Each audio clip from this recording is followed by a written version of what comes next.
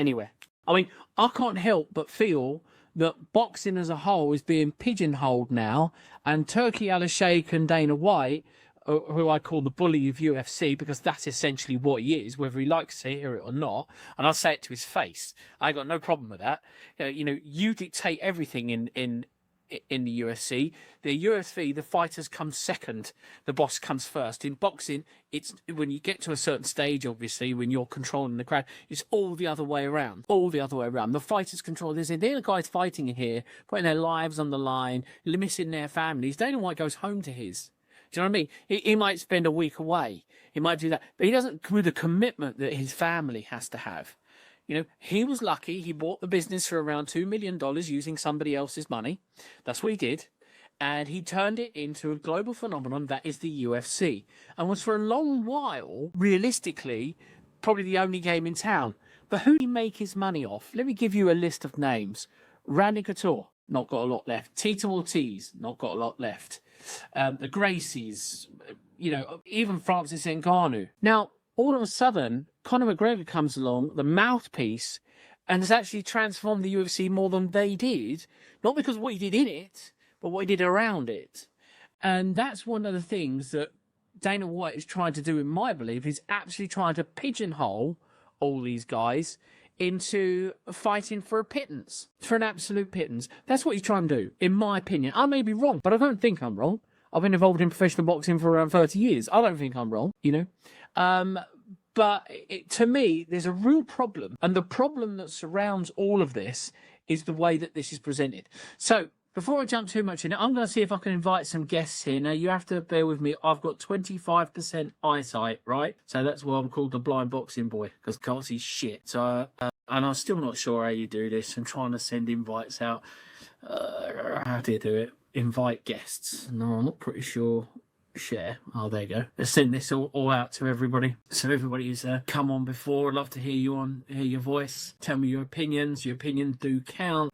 Everybody has a say. Send that out. There we go. So, yeah. So what do you think? Is Turki Al-Sheikh really good for boxing, or has he just used Frank Warren and Eddie Hearn to learn about everything there is to learn about, make these connections, or basically pay for them, because that's all that he's done. And then, by the way, now taking it on his own. Now, I want to talk to you about another thing. Simon Jordan of Talk Sport, right? And Spencer Oliver, Talk Sport, Gareth A. Davies, Talk Sport. Good guys. Good guys. If you ever get a chance to talk to them, really nice people. Now, Simon Jordan sat there and said a few months back, what does this guy, Turki Al-Sheikh, need him for now? What does he need the promoters for now? We asked Eddie Hearn a direct question. I think, you need us, they don't have the direct contact with the fighters. What would it take? What realistically would it take? It would take a big load of money and him to say, well, actually, we've got a 4-fight contract left with Anthony Joshua, or I think he's got 2. So let's say he's got a 2-fight contract with Anthony Joshua. What if Turki Al-Sheikh goes in and says, Joshua, look, I'll give you 50 million quid to Simon me. You do your 2 fights with him, tell him you want some 2 easy fights, and I'll put you and Tyson Fury together for a major, major fight, and I'll pay you 100 million. Eddie Hearn couldn't do that without Turki Al-Sheikh. They really couldn't. So, and then you've got to look at why it is that Turki Al-Sheikh has taken such a great interest in boxing. Why is it that not only has they taken such a great interest in boxing, but they've taken such a great interest in all sports? Why is that? Well, the world is switching. The world is changing to a more, what do they call it? A more sort of digital life, shall we say. Okay? They're moving away from an oil-based electrical system. They're moving away from, my pal's joined. Good man. You've got to be jumping up in this box here, ain't you, Max? So, in my point of view, they're moving away from, oil, which is their natural resource, which is what made everybody rich over there. They've built all these big buildings. If you go back 30 years, Dubai was a hole in the sand, realistically. All this money has been poured in because all the money they're frightened is going to go from their natural resources. Yeah, it's just going to go. So I think they've bought the golf, they bought Formula One, they've bought soccer, they've bought the snooker, they've bought, now it's boxing, and it's now going to be MMA. So do you think as well that as a point, that he's only Dana White has actually jumped on the bandwagon because he knows the truth is that he isn't going to have the UFC because they're going to come and develop something else, the PFL or whatever it is. Anyway, Max, my good pal, how are you doing, mate? Yeah, not bad, mate, not bad. We're about to have a frigging war here today on discussions and debates. We've been talking about it. So we got a Michael Jennings wants to jump in, which is great. So I'll let him jump in the box as well. Hi, Michael. Good to meet you. Hello, mate. How you doing? I'm all right, pal. You? Yeah, not too bad, not too bad.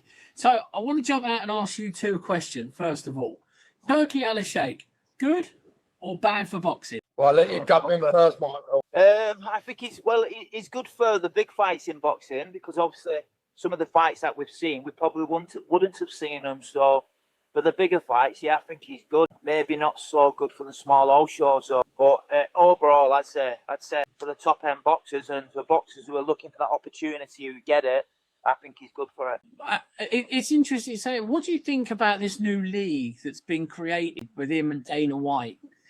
There's lots of people saying, and if you've seen the pay structure of it, you know, their champions only getting 700 grand to defend his belt. That pay structure is diabolical. That's not going to work. Who on earth is going to jump on that when you, like what Conor Ben said, why fight for a title when I can fight Chris Eubank and get 10 times the money? They're not going to go on earning tens of thousands when you can go off and earn millions somewhere else. Yeah, I agree with that, but I also think that you could get some breakthrough fighters on that, or don't get a chance to box on the bigger shows, who look at that money and see it as a lot better money than what they've been getting. So you could see a few breakthrough fighters coming through that. Yeah, I agree with that. I do. But I do get with the money. The money's not great, but I do.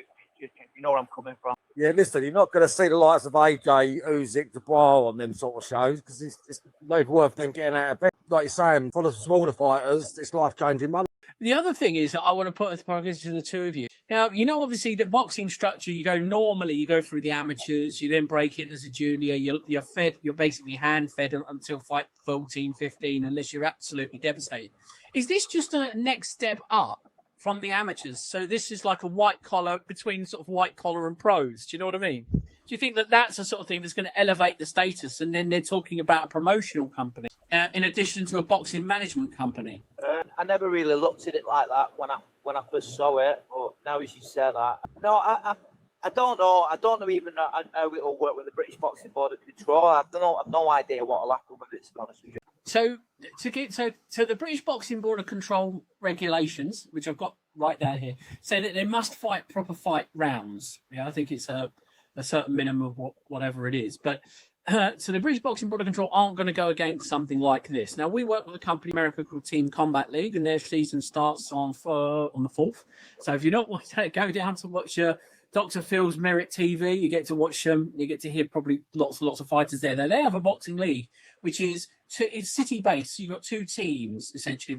You fight 2 rounds, one in the first half, one in the second half. And the idea is that the rounds are absolutely brutal. So you go hell for leather. You have not got to pace yourself over a 12, 8, 10 round period. So this is slightly different. So I don't think the Boxing British Board of Control are going to give it any hassle. I think they're actually been brought on side to support it because Turki Al-Sheikh, when speaking to him, he says that, you know, he really loves the way the British Boxing Board of Control is set up as a non-biased entity, as in it has its say over any fight in Britain, regardless of which sanctioning body sort of holds it. But one of the interesting facts is that it's more about Dana White as well. I think one good thing, I don't like it at all, but one good thing I do like about it, is it's trying to teach people that if you lose one fight in boxing, your boxing career isn't over.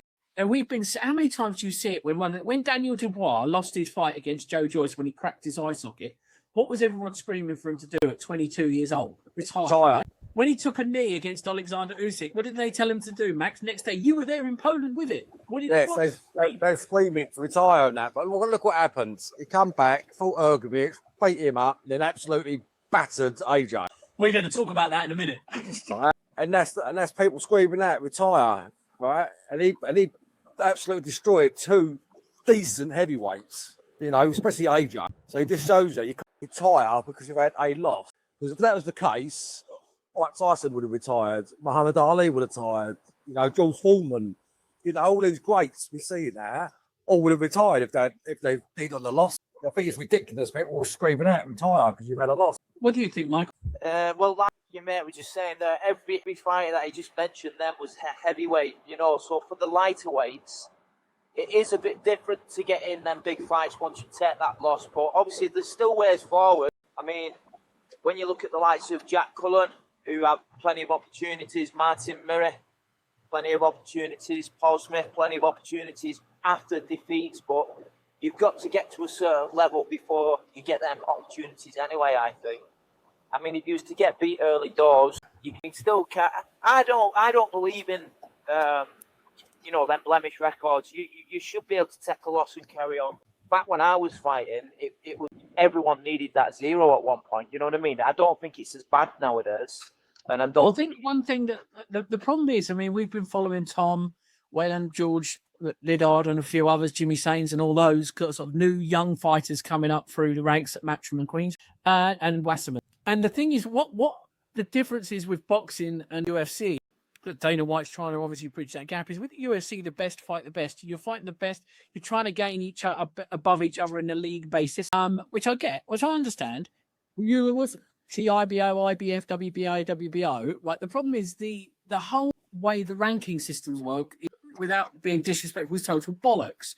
And we saw with the IBF and what they went through years and years ago with the scandal of I'll pay you to rank my fighter higher and not be able to fight this fight and all the rest of it. Because obviously we know it's all about money.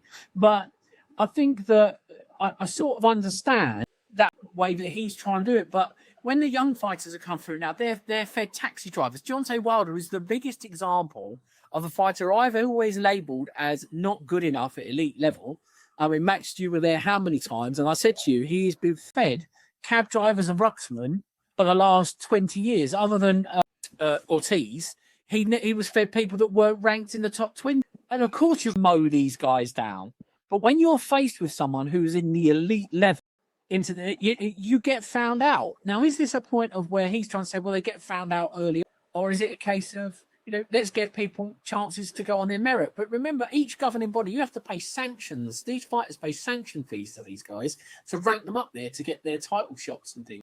I'm not trying to change the subject, but you think Dana White coming in, they're trying to eradicate the belts because there's so many belts in each division. You think they're trying to sort of limit the belts now? Sort of one belt, one winner for one belt. And that's it. Look at Tyson Fury when he was going to fight Uzi. It's like 8 belts or 9 belts or something. There's too many. There are too many, I think. Okay, so I go on there. I do get what you're saying there, but you have to remember that the small old shows need these smaller belts as well, you know, to put championship fights on. Without them small, I get where I get it. You know, you get a certain amount of boxing fans who want to see one belt, and then you get others who want to see multiple belts. And for the smaller old shows, they need these smaller belts, you know, to put championship boxing on, as they call it. And without... But on the old traditional ways, when I was fighting, it was, you know, once you come out of the amateurs, you go into the pros, you do a junior pro, you win the junior champion pro version, and then you can go for the English, British, Commonwealth, European. Do you know what I mean? So those were always back in the day. And then all of a sudden, you know, and I think the sanctioning bodies have made it worse. You know, you've got a silver champion, a heavyweight champion, a legendary champion, intercontinental. I mean, it just, you know, it made it more wrestling-like than it did. You're right, but you've got to look at the fighters. Without them belts, them fighters won't be getting paid.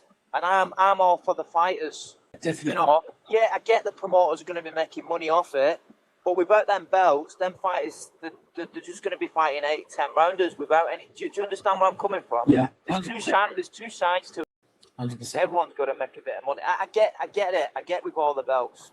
You know, us as past fighters, I don't know what levels or anything you got to, but if I was fighting nowadays, I'd be earning a lot more than what I was back.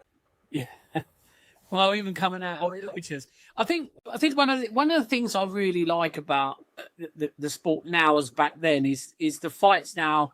Yeah, fighters are making money earlier than they were before. Do you know what I mean?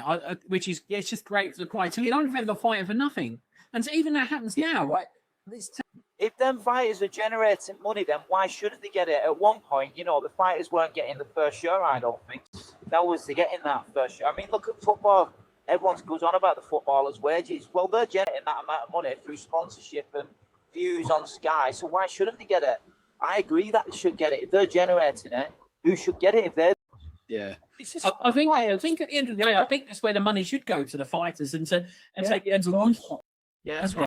I think it should. And I think that, I mean, going back to the whole Dana White and different approaches, Dana's too arrogant.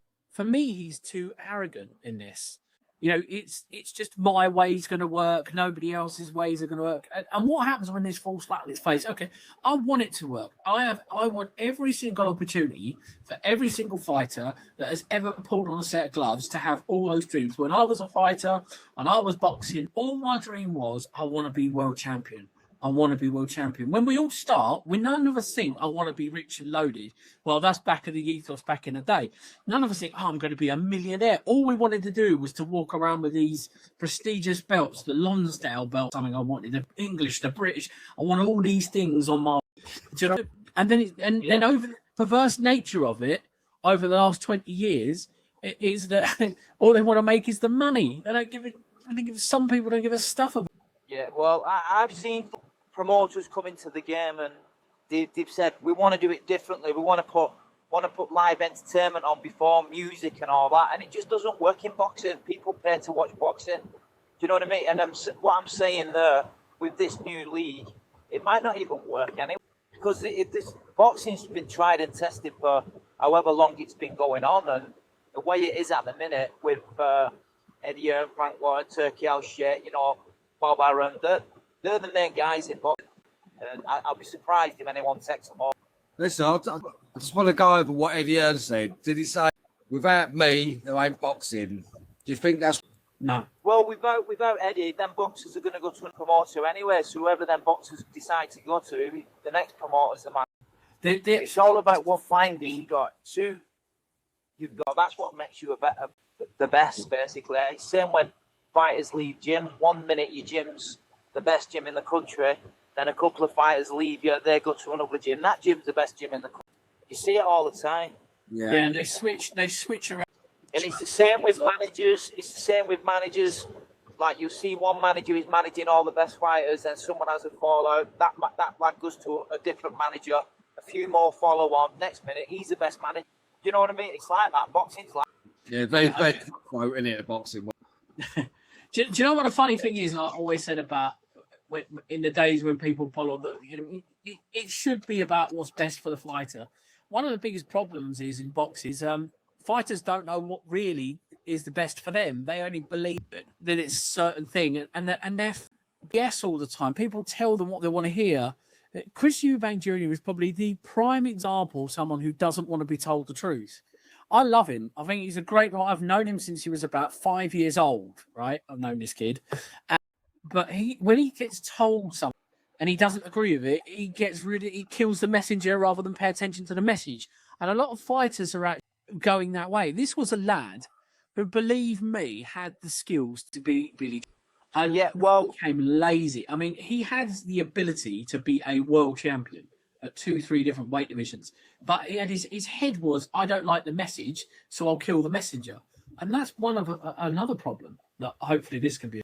Yeah, well, the difference with that is Chris Eubank Jr.